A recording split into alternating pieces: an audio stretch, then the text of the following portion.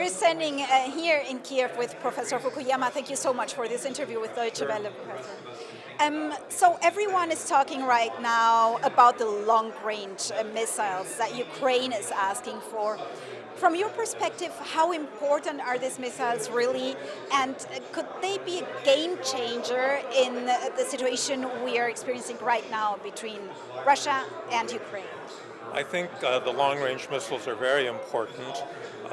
That will allow Ukraine to put the whole of Crimea within range where Russian forces, that's one of their major operating bases, and it's very important to be able to threaten Crimea. The other basic problem is that Russia has used its own territory as a sanctuary.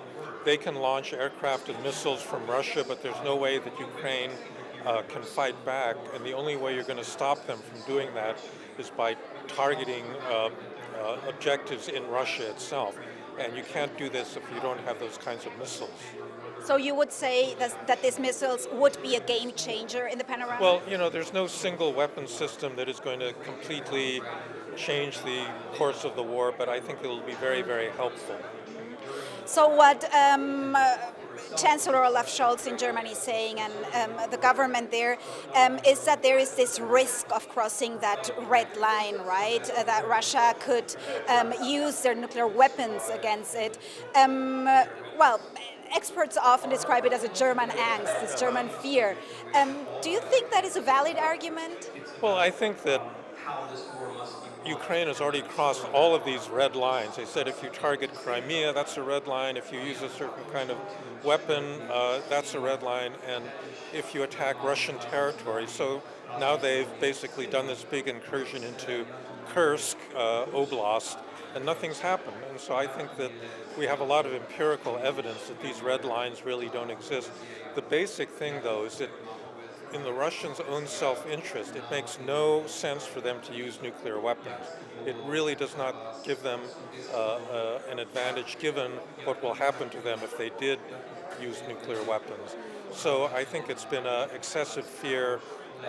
It's not just the Germans that worry about this. I think, President Biden has been concerned about this, but I think it's an exaggerated fear. Interesting. Do you think that if the Western allies wouldn't put so many conditions and limits on the support they're giving to Ukraine, do you think that the war could then be ended soon? I think that that's the only way that you're going to get any kind of settlement that isn't a Russian victory. Yes, so I think that it's very important. I wouldn't put very many limits on them.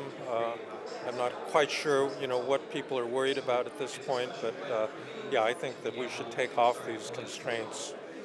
One last question, Professor Fukuyama, if you allow, the upcoming elections in the United States. So the government here, President Zelensky, they're saying they would work either with Kamala Harris as a president or with Donald Trump.